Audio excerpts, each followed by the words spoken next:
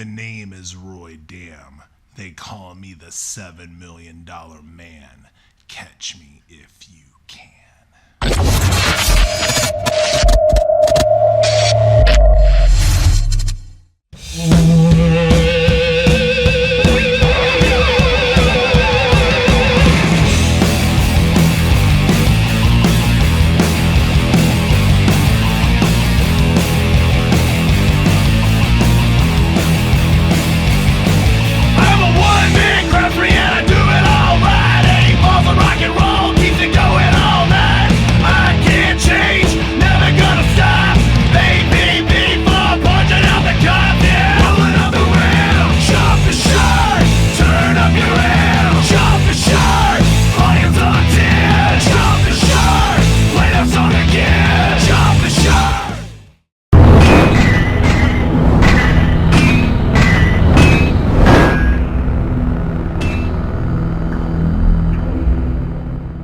Hello everybody and welcome to Master Tape Theater. We are the world's first and only video podcast dedicated to the history and the preservation of live audience concert recorded videos.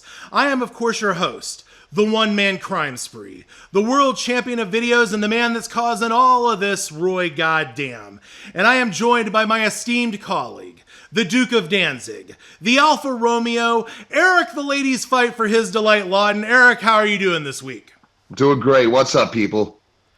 Well, I want to say hi to everybody and just let everybody know we had another great show last week. Over 1,000 views on the first day, still climbing as we speak. Eric, I believe we had a few more viewer questions. What do you got for me? All right, the first one is from Mike Shoup.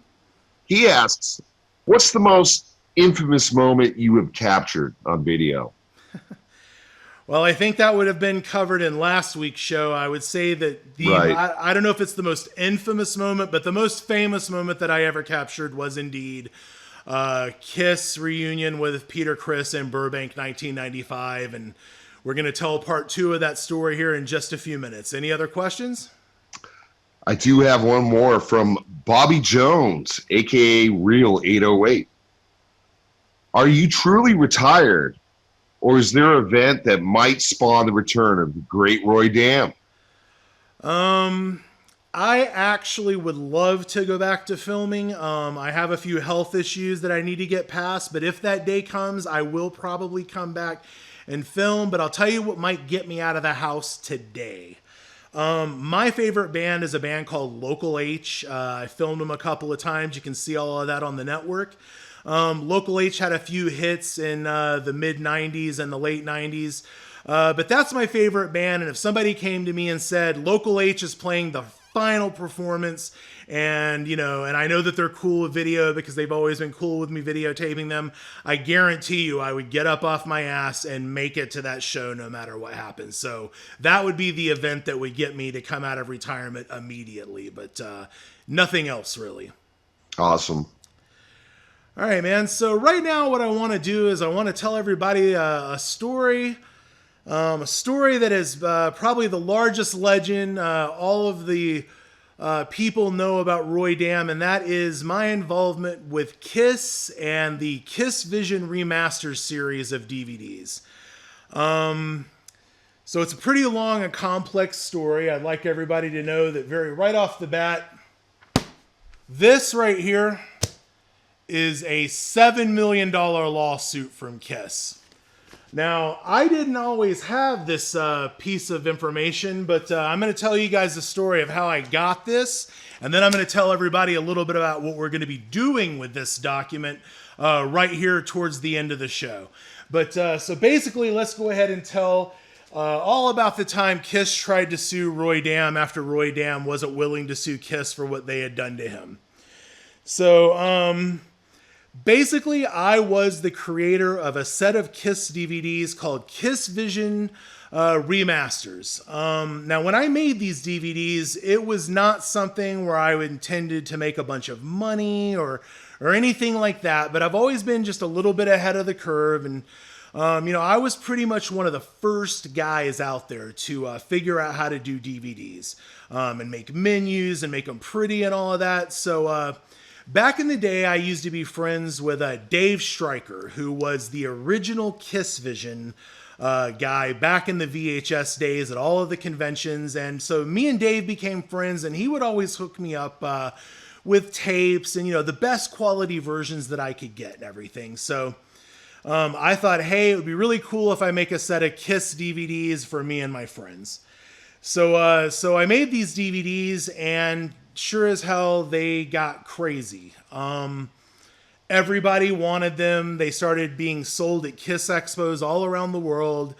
It just went on fire. Now, this was in a time when this media was so new. I mean, even the internet was kind of new to KISS. They had just started KISS Online, so I think that the technology kind of scared them, and they didn't really understand it.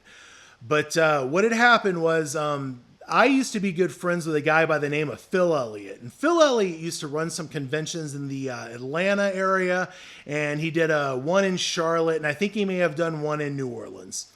So KISS finds out about the KISSVISION DVDs, and I started getting reports from friends of mine that worked around the band. I mean, one of the things KISS doesn't realize is they have a very leaky ship. Studio musicians that were working with Gene Simmons on his Asshole album and things like that. I was friends with a few of these people, and I start getting calls that Gene Simmons is very upset about the KISS DVDs and they want them to stop and everything. And I think one of the exact terms that I heard was, the guy called me and he said, Gene Simmons is in the other room right now, man, and he's throwing a shit fit. He got a big box of KISS bootleg DVDs, and he said he got up off of the chair and he said, "There's a cockroach in my kitchen and I'm gonna stomp on it." So that was the first here that I heard that KISS was upset about these DVDs. So my friend Phil Elliott does all of these conventions, and he's selling these DVDs. No denying that. He was selling the DVDs at his conventions. He was selling VHS tapes. And so Phil was selling these DVDs at these conventions. And again, I was not at the conventions. I wasn't selling these DVDs. They go ahead and decide that they want this stopped, and they draw up a $7 million lawsuit against Phil Elliott and 20 John Does, because they literally at this point did not even know who Roy Damm was. They did not know who the creator of these DVDs was. So KISS gets their lawyers and a federal marshal. I guess step one is KISS draws up this right here. This is a $7 million lawsuit that was presented to my now dead father and was never actually legally served to me ever. So we're going to get to all of that in the story later. And if anyone wants to know, I can back up all of this stuff with facts in these documents, because essentially what KISS did was lie to a judge in a courtroom with their lawyers and tell them that Phil Elliott ran a traveling circus of trademark infringement goods. And so they present this whole case, and they show up at Phil's convention in Charlotte. So let's start there. They show up at the convention in Charlotte, and they're expecting me to be there and Phil and everyone, but only Phil is there selling these DVDs. So they run in and they get him, and they told the judge that they expected there to be over $10,000 worth of KISS bootlegs on hand for sale. Now, I want everybody to remember that Phil Elliott ran some very small conventions. These were not huge conventions with a lot of people. So every single thing, the wording and the stuff that these lawyers used and that KISS said and that they signed off on, Paul Stanley himself signed off on every bit of this. He signs on these documents no less than 5 different times. So he goes on to basically say that the traveling circus is going to be coming to Charlotte, North Carolina, and that they want to send a federal marshal and their lawyers down to the event to confiscate all these DVDs, and that there were going to be literally hundreds upon hundreds, if not thousands of DVDs. And they show up and they proceed to confiscate under 100 Kiss bootleg DVDs. So, again, the documents just continue on. They basically say that, they bring Phil in. A week later, there's another court appearance. So they bring Phil in and they say, we just want you to sign right here saying that Roy Damm is the creator of these DVDs. And as long as you sign this, we're going to let you go scot-free, no questions asked. So, of course, Phil Elliott does what any normal person with a lot of stuff to lose would do. But unfortunately, Phil Elliott, he wasn't being completely truthful with Kiss. So, and we'll get to more about that as we continue on with the story. But so, of course, he signs off on it. Roy Damm's the man. Roy Damm's a bootlegger. Roy Damm is the devil. And, fuck Roy Damm. So, Kiss is all happy about this shit. So they go back to the judge again. They present another document that is basically like, their argument to the court that they need to serve me and they need me to be restrained and make sure that we're going to not destroy any documents or get rid of any of the stuff that we have. And, I want to make sure that I let everyone know that they don't have to worry about any of that because we have officially backed up everything ×3 and it's in multiple places. So they'll never have to worry about us destroying what we never intend to destroy and what we have every intent in making sure that the world gets to see for the rest of my days on this planet. But let me get back to the story. So they go ahead and in this document, they say that Phil Elliott has led them to the tree bearing the poisonous fruit. And then I know, I fucking A, dude. So the poisonous fruit that filmed them and gave them multi-millions of dollars in revenue off of his bootleg footage, but that's besides the point. So poetic. So they say that they're going to stop the cancer at the root. And they're going to end the confusion that I have created in the marketplace, okay? So, they go on, they say that I have the most malicious attitude towards copyright violations. And they actually had come and in the stuff that they confiscated from Phil, they had a copy of a documentary film that I made called Heavy Metal Parking Lot 2000. So on this, it's a documentary film that I made about metal fans, kind of a, low budget film. And so on there's a trailer for Bootleg, The Underground Exposed, which we showed on episode 1. And they go, perhaps the most telling piece of evidence is the trailer for a documentary that features Roy Damm, where he brags all about all of his exploits in the world of bootleg. And he says, and they quote the actual trailer, it's kind of like robbing a bank for 2 hours. I could film anybody, anytime, any place, and they'll have no idea what I'm doing. So I was indeed bragging about what I did. So, that may have been one of the smallest amounts of truth in these documents. But so they go on, they tell the judge that, I travel around, I film. I think some of the words they used were, I'm a habitual bootlegger, habitual. I got a bootleg. You can't stop yourself. I can't stop myself. So, this fucking document is absolutely absurd. Just fucking nuts. But this is where it gets really crazy. They never served me with these papers, okay? I actually have a really crazy part of the story to tell everyone. They served my now dead father at a retirement home in Henderson, Nevada. So my dad lived in a retirement community, and believe it or not, at the time, I was actually not speaking with my father. We were estranged and we didn't get along for a little while there. But my dad was a really cool guy, and he literally took a bullet for me. And let me tell you what happened.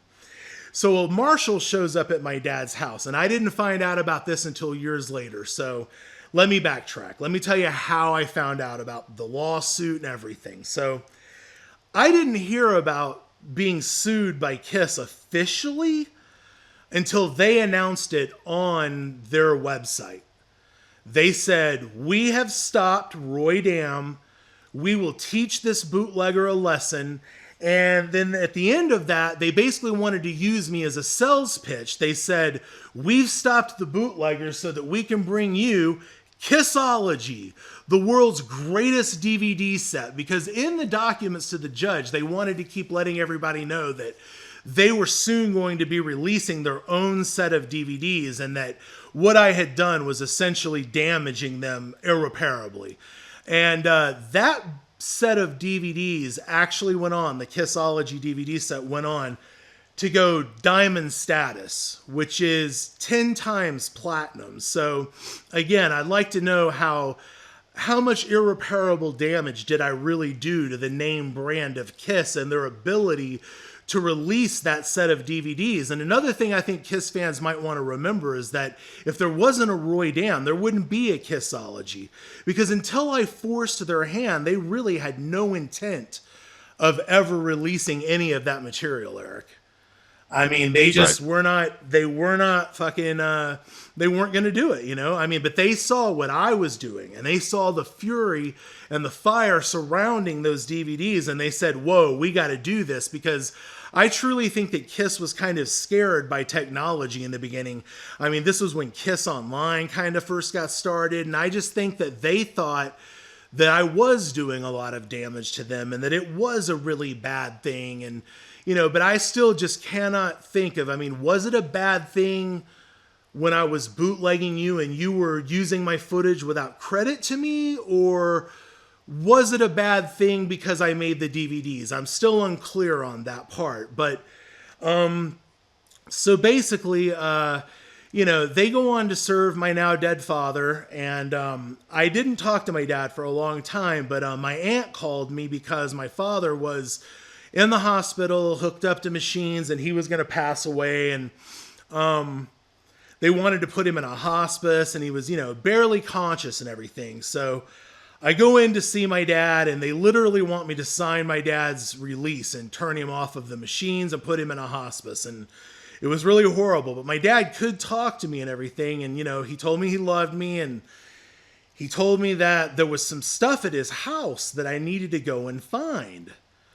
So that was the first time that I actually got my hands on those documents, because again, I was never legally served. And in that set of documents, there was actually one document right here that was signed by the marshal that served my father at the retirement home. And also, anybody who wants to research the address, we're going to flash it up on the screen.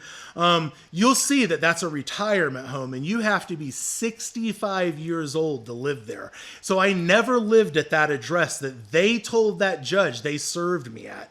And right here, there was also a piece of paper that wasn't in any of the stuff that they gave to the judge, okay? And on this piece of paper, it says, documents were left at 2570 West Horizon Ridge, apartment T133 with Roy Damm, his father. His father claims that Roy does not live or reside at this address. I left this at the doorstep at the request of the attorneys. And also, one of the things that my dad said to me was, he told them when they knocked on the door, they said, "Are you Roy Damm?" And he said, "Yes, I am." And so the marshal gets on the phone and calls Kiss's lawyers, and he says, "This cannot be the Roy Damm that you guys are looking for."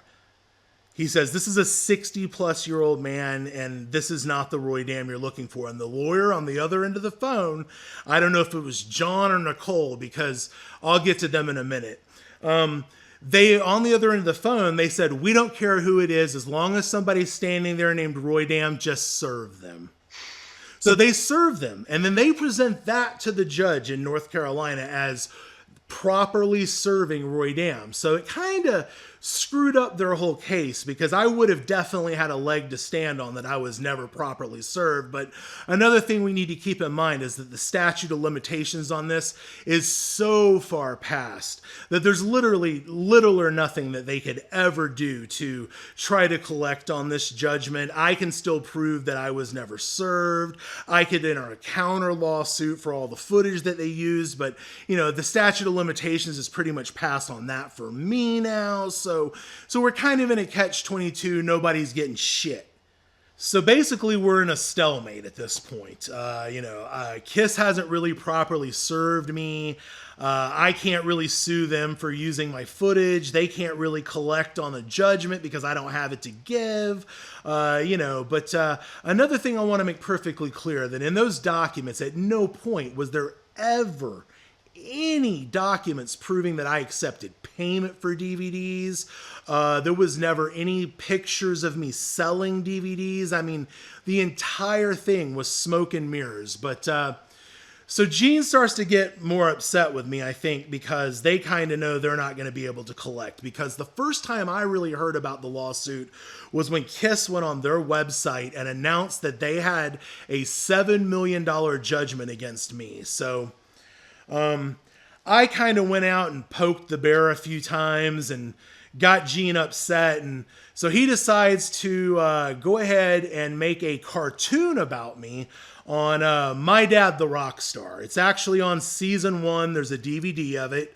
And in this, he basically has the Rockstar dad versus the bootlegger. And the bootlegger happens to be kind of a stupid, bald guy with a goatee, and he's got a very kind of like retarded sort of vibe to him. They wanted to make it seem like the bootlegger's very stupid, because really the only way Gene Simmons could get a good punch in on me was to use his little cartoon show and everything. But that's neither here nor there, man.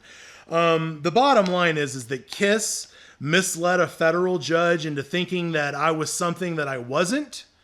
They wanted to use me as a ploy to market KISS DVDs, volumes 1 and volume 2. Of course, I actually bought these when they came out, even though KISS was mad at me, man, because I always had a steadfast rule that if KISS ever put it out themselves, that I would buy it. And I know that every person that ever got anything from me lives by that rule, that we will only accept this bootleg until the day the band puts this out. Another thing about the DVDs that they said to the judge was that I said, and was all basically throughout the entire presentations of the DVDs, that I was trying to purport that these were from KISS. Okay, now I want everyone to know that if you know anything about KISSVISION Remasters DVDs, you know that every one of those started off with an information screen that said, this is an unofficial bootleg DVD. And until KISS makes this footage commercially available, this is all that we, the fans, have. And they made sure to leave all of those pieces out when they gave all the information to the judge. They said that I was also one of the things that made KISS super upset was in the closing arguments of the documents. They kind of make like now let's keep in mind that I was never served and I was never there to defend myself in court. Okay, so that basically just makes me an easy target at that point. So the lawyers go in and they sort of on paper to the judge make their final closing arguments for where they want to ask for their damages. And so they go on there, and that's where they said, I had an abrasive attitude, and the most telling evidence was the trailer, and that I was a habitual bootlegger, and that I had damaged them irreparably. They said that all of the stuff was made to mislead the fans, where we just established the fact that every DVD started off with a screen saying that this was an unofficial DVD, and not to think that it was. So how did I mislead the fans? How did I lie to the fans and make them think that what I was doing was official? I mean, that's the only question I have, man. I mean, I've got like the Chipmunks. Yeah, it's like the Chipmunks. It's like the Chipmunks from last week, man. I mean, I'm still trying to figure out Was I the bad guy when I filmed them and they had to rely on my footage? Or was I just the bad guy when they thought maybe I might be making more money than them or doing something better than they could actually do? Because a lot of people know that those Kissology DVDs are garbage. They didn't pay for mastering. They didn't cut off the noise lines. They didn't do jack shit. They threw together a ramshackle package. And honestly, what a lot of fans out there really know now is that there are a ton of remaster guys out there, and the Kiss fans themselves have had to go out and make that footage better. We have had to go out and track down those sources that they used and make that footage better so that it would be complete, so that we could enjoy it, okay? Not so that we could profit and make $1 million and hurt Kiss and hurt their brand, but because we're fans, okay? And that's really one of the things I need everybody to remember, that I used to be one of you. I used to be a regular fan. And when Kiss did this to me, I'm not going to lie to anyone, I got rid of every single Kiss thing that I had. I couldn't even look at Kiss for 10 years. It was like I had to get up every day and look in the mirror and say, your family hates you. The people that you gave those memories to and all those memories that you shared with those people and all those good times, that shit's gone forever. And it's gone forever because Kiss lied about me. And so that's what led me to start Master Tape Network. I'm back. I started a fucking journey 34 years ago to save the history of rock and roll, to make sure that I documented things that nobody else had and create moments that wouldn't exist unless me and my friends made them happen. Okay, we've proved time and time again the value of what we do. But I'm going to go ahead and wrap it up there, man. I mean, I used to be one of you guys. And I still now, I can go back and look at Kiss. Okay, I mean, I'm going to admit this right now. I can enjoy Kiss. Because I loved Kiss since I was a little kid, man. And there's a thing about growing up and losing your innocence. And I kind of equate Kiss to, say, Disney. There's a bunch of people, they love Disneyland. They love Mickey Mouse. And someday they go to Disneyland and they take their kids, okay? And those kids get to go to Disneyland and experience the same thing that their fathers and mothers did before them. But here's the thing that changes. This is the loss of innocence that I'm talking about. When the parents go and they take their kids to Disneyland, it's at that moment that they realize Mickey Mouse is just a big money-sucking rat that just wants to get his hand into your wallet and take as much as he can get. Okay? So I had to face those facts. Kiss helped me face those facts, okay? But I've decided that right now I want to share my stories and share this footage with everyone.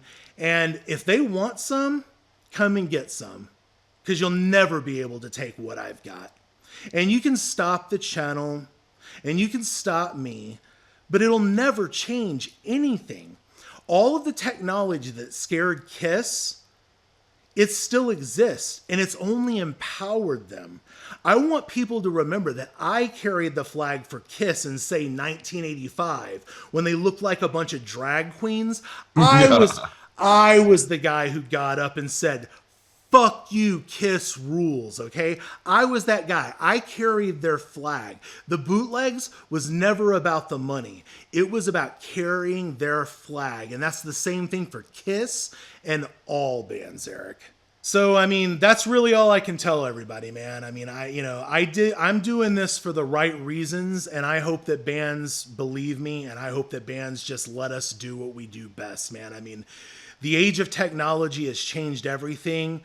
YouTube has changed the way people see bootlegs. I mean, it's just accepted now. I mean, I don't monetize Master Tape Network because we don't care about the money. In fact, every one of the Kiss videos that you see on my channel, Kiss has already monetized that. And for every time that you view one of my videos, Kiss is being paid, not me. Okay? Cha-ching. So, it's true. It's a true fact, and they know it, and I know it, and everybody else who knows anything about YouTube knows how it works. I am not getting paid for those clicks. KISS is. The people that own KISS's licensing and the rights and everything, they have attached my videos and they get paid from every single thing that I do. And I honestly hope that that keeps them away from me and just lets me go back to being a little bit of the fan that I used to be before KISS took away all of my innocence, dude. But right now what we're going to do is we're going to go ahead and get to part 2 with Roy Damm and Willy Salas, 2 of the original founding members of the network.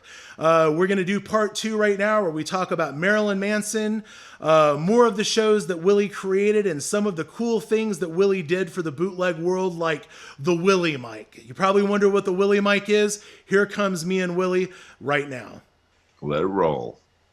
All right, everyone, we're back with week 2 with me and Willy Salas. His channel is Will Salas Symbol Maker. You can check it out. We'll have a link in the descriptions below. So Willy, there's a lot of cool things that you've done for the world of bootlegs, but I have to say that your biggest contribution past the video work that you actually did has got to be the Willy Mic. So I know that a lot of people are probably asking themselves, what is the Willy Mic? The Willy Mic was a realistic microphone that they sold at Radio Shack. And Willy, tell us a little bit about the Willy Mic. Well, everybody calls it the Willy Mic because they attribute it to me because I was the one that, without charging people, I would buy them and then have them, the cord taken off, which was a mono and a stereo plug, but with 2 individual connectors, and it was real long. So I would have it shortened to a stereo plug, so it could so there wouldn't be that much, maybe 8 inches would be more than enough to connect it to the camera with some Velcro. And this microphone, no matter how loud the show was, it wouldn't distort. Your ears could be bleeding and it wouldn't distort. So when they discontinued them, I contacted Radio Shack, which is Tandy Corporation, originally a leather company from like Dallas. And I offered, they didn't want to talk to me about the microphone. I said, well, look, I know that you have them in stock somewhere. If you give me a good price, I'll buy every single one in the nation. The woman just went, okay, let me get on the phone, blah, blah, blah, and called me back. And I bought everything that they had, about $600 worth for roughly about $12 to $14 each. And then I took that microphone and just spread it to anybody that needed one. I would send them a mic.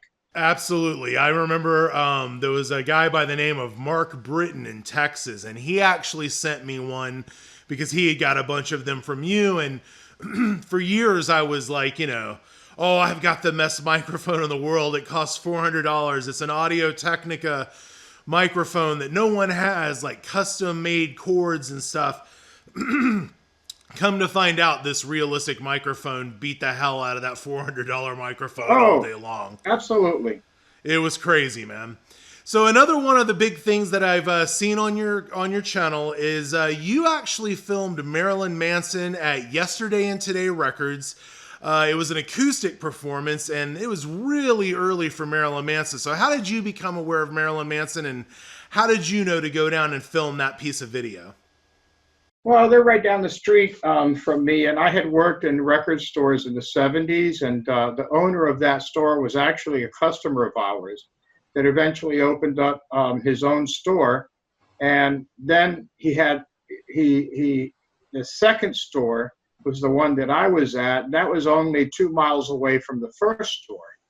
And eventually he opened up a store even in Gainesville, Florida.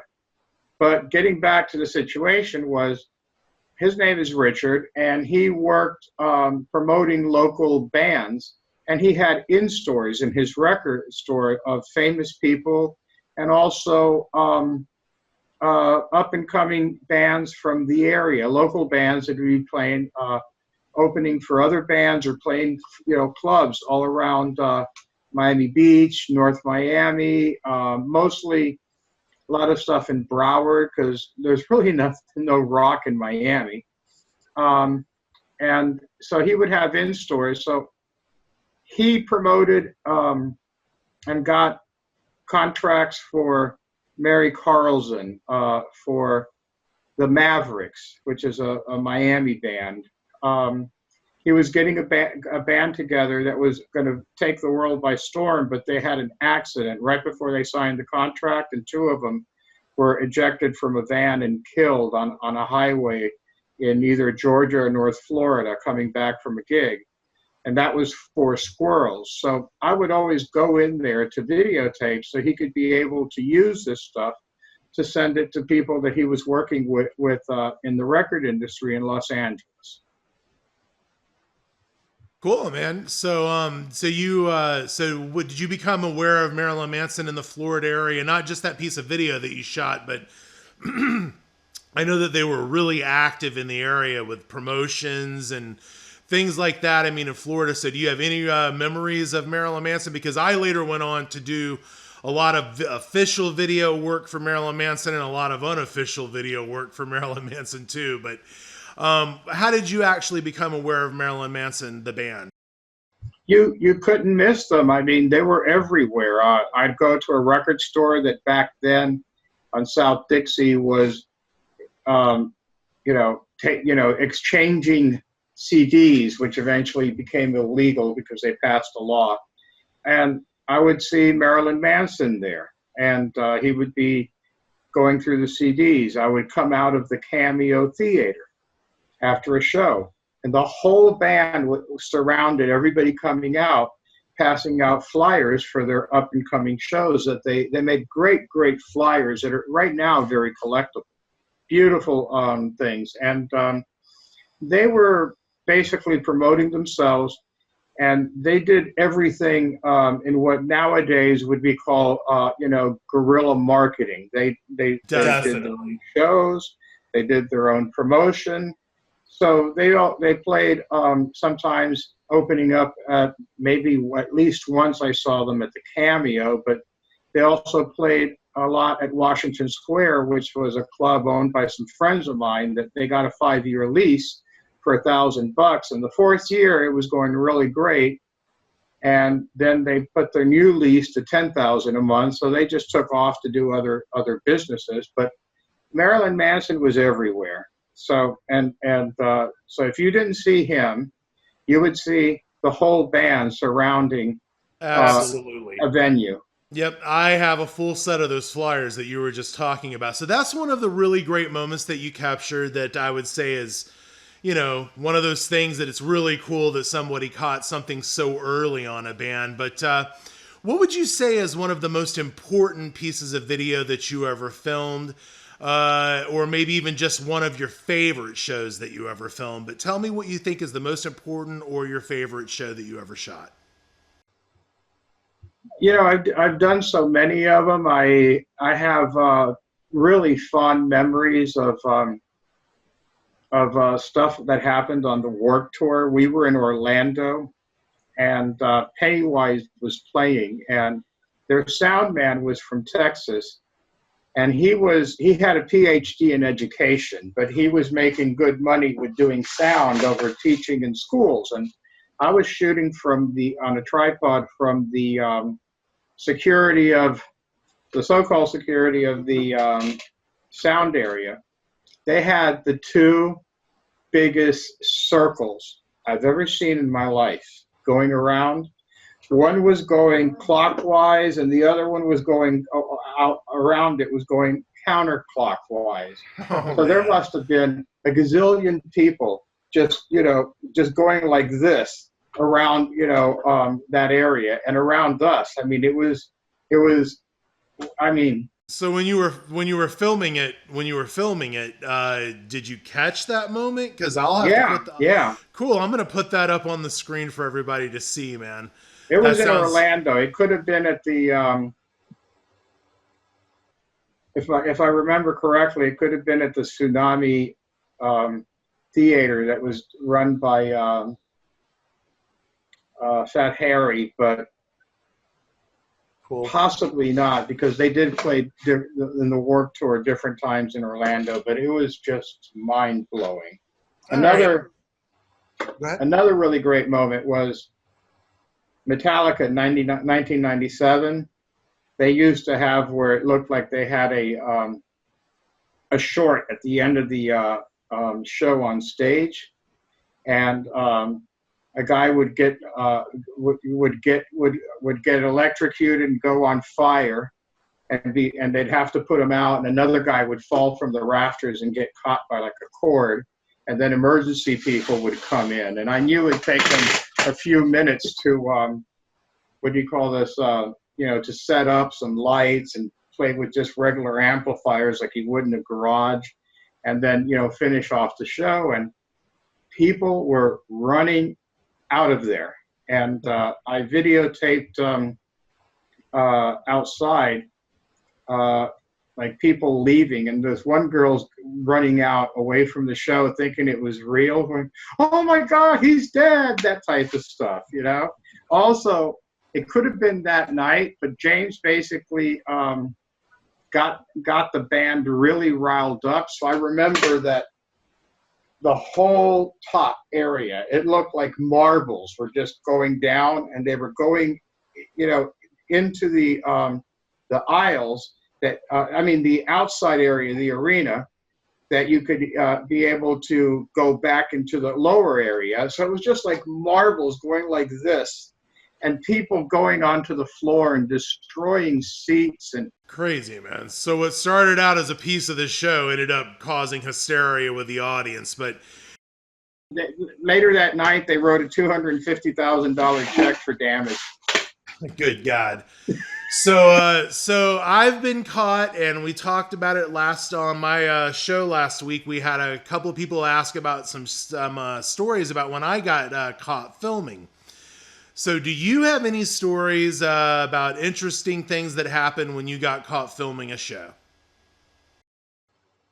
I remember I got caught in a theater that was in New Orleans, and that show was Tears for Fears, but I wasn't going there for Tears for Fears because I could have I couldn't have cared about them. I know that people like them and they're a good band, but they didn't do anything for me. But I had videotaped the opening act, which was Jellyfish, and the Jellyfish set was just beautiful, beautiful. I mean, these guys had harmonies and music that basically was like the best thing since Brian Wilson. Okay. Oh, they were definitely underrated. Very cheap, very much like Cheap Trick meets the Beach Boys. It was a very different thing. So they saw I was at the very top back row in the balcony, and I guess their lights were going off of my 2X lens, and somebody pointed, and a friend of mine there that was doing audio said, "Man, I think they're coming up here." So I took my tape of Jellyfish, and I put it in my pocket, and I went like this and just kept it under my armpit. And then they just took me in, took the tape, threw me out of the show. And there was some guy that worked there going, don't ever come back to my theater, or whatever. I got the Jellyfish tape. I'm happy. And I don't have to sit through the rest of Tears for Fears, which I'm sure they're nice guys, but I was there for Jellyfish. Well, another example of bootlegs being important. There's very little footage of Jellyfish. That New Orleans show is one of the few pieces of footage that exists on that band outside of maybe a couple of small acoustic performances that are out there. But so one of the things that I know that you've done most of your life is you've recorded a lot of stuff off of TV. So a lot of people don't just think about the history of how important it is to record shows from the audience, but let's talk a little bit about all the things that you've recorded from television and the importance of archiving of television appearances of bands and things like that.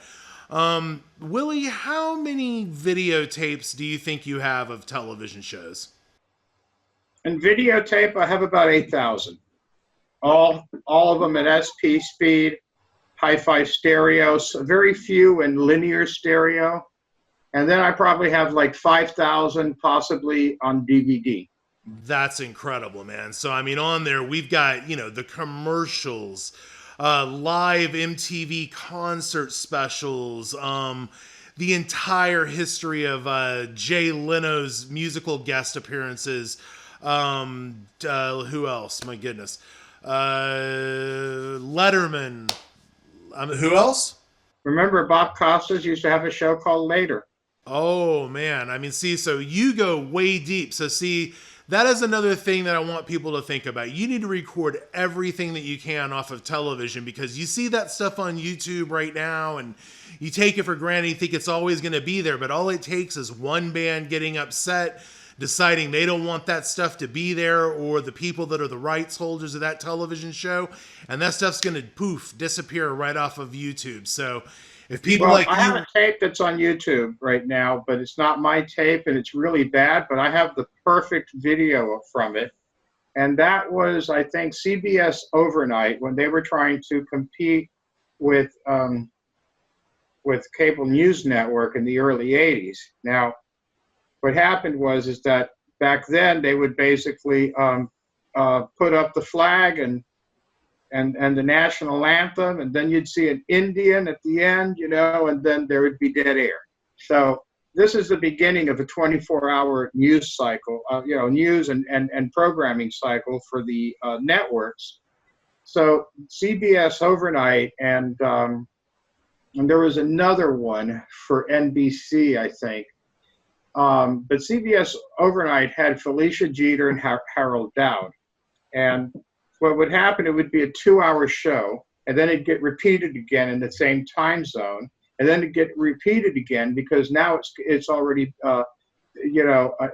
being shown in the central, and then and then later in the west. So I was able to get B.B. King and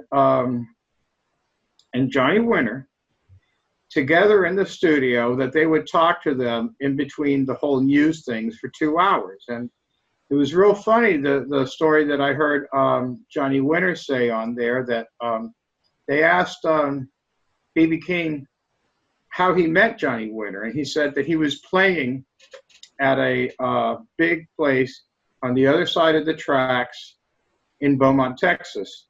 And somebody came up and asked him while he was playing, said, "There's these two guys back there, and one of them wants to jam with you." And he said, "Well, nobody comes and sits in with me at the show, but this is, a time that we're going through equal rights and all that stuff." And I said, "To hell with it," because I saw at the far end of the big hall that he was playing, He said, "I saw these two white guys, and they were glowing white." And then he let Johnny come on stage and play with him. And he said he couldn't believe it, that, that this guy, could play blues like this. So he said after that they were fast friends, and Johnny would go and hang out with him, and they would just sit on the porch and jam, or he would go hang out at Johnny's place, and they would jam. So these were little clips during the whole 2-hour segment of that. And, it's historic stuff. Yeah, man. Well, it's a good thing that guys like you are out there recording that stuff. I mean, you can talk about so many different examples of home archiving being important. I think one of the most important examples would be the Randy Rhoads After Hours TV show. I mean, if someone hadn't been at home recording that little public access show, the world wouldn't have really ever had any pro shot Randy Rhoads footage. But I want to thank you for joining us here on the show, man. We're definitely going to have you come back. You have so many stories. You've traveled so many miles. We've worked with so many different filmers. I really wish that we would have had the opportunity to do a show together back in the 90s, man. That would have been a really cool thing. I mean, I know me and Joe got to do shows, me and Kevin, but if we could have got me, Joe, and Kevin in the same room with Willy, I can only imagine the magic we could have created, man. So thanks a lot for stopping by and seeing us here on Master Tape Theater, Willy. Thanks for having me. Hope to see you again. We'll see you soon, man. Have a good one. Whoa, and there it is. Me and Willy Salas catching up on some old times, talking about the cool things that we used to do with bootlegs. We're definitely going to have Willy back on in the future. He has a lot of other stories to tell. He captured so much footage, there's just no way that we could capture it even in this two-part interview. But right now I want to tell everybody about something that we're doing. I told everybody earlier about this. This is the $7,075,000 lawsuit from KISS versus Roy Damm. I want to tell everybody what you're going to get. We're going to be listing these on eBay today as the show drops. And the opening bid is going to be $1,000, or you can buy it now for $7,075,000. And I'm sure you're saying to yourself, what will I get for $7,075,000 or even just a winning bid of $1,000? Let me tell you what you guys are going to get. You're going to get pure, unadulterated truth about what KISS tried to do to Roy Damm. You're going to find out all of the truths about KISS. Another thing you're going to find out about is you're going to get lots of cool documents here that show you all of the trademarks that they own. One of my favorite parts is that they actually admitted that they didn't own the word KISSVISION, even though they told the judge that they did. In these documents, you're going to see that the word KISSVISION was actually trademarked by Bill Coyne in the year 1982, hot on the hills of The Elder. Now that trademark actually lapsed in 1989. Again, you're going to find out all of that here in this in these documents. But yeah, you'll find out that KISS never actually owned the word KISSVISION, even though they think they did. Bill Coyne was the actual registered owner of that, and it actually had caused a little bit of a rift between KISS and them over who owned the word KISSVISION. KISSVISION was never actually an officially used thing. It was actually at the beginning of the I video. For a moment they used that logo, and that's what Dave Stryker, the original KISSVISION guy, that's where he got the idea to do it. And a lot of things that another thing that people don't know about me is that back in the day in the early 90s, I used to be good friends with Dave Stryker, and that's sort of where I got all of my tapes to do everything. But we're going to be listing this on eBay, and I want everybody to know that all of the proceeds, a lot of people might think nothing good can come from this. Well, something good can come from this, and every bit of the proceeds, even if it's $7,075,000, I'm not going to go scumbag on you guys and keep the money. Every single bit of the proceeds that go from this auction is going to go to the no-kill shelter at the ASPCA, where I adopted my cats. They do an amazing job, and we're going to just try to help them out. You know, we want there to be something positive that can come out of this story, because, you know, KISS taking away my innocence, lying to a federal judge. I mean, you know, it's hard to sweep all of that under the rug, man, but you know, I'm going to do the best that I can, and I just want to go back to being a fan again and sharing these documents of history, and I hope that we're going to be allowed to do that, and I hope that the channel still exists in a week or two from now, you guys. All right, Eric, so that's going to do it for this week, man. That's all I got for everybody. That is the story of KISSVISION remasters and Roy Damm, and the real story of what all happened and what went down with me and KISS. That's all I got, man. Do you got anything you want to tell everybody? Keep on supporting rock and roll, everybody. All right, guys, that's it. I'm Roy Damm. He's Eric Lawton, and we'll see you next week on Master Tape Theater, if the channel's still here.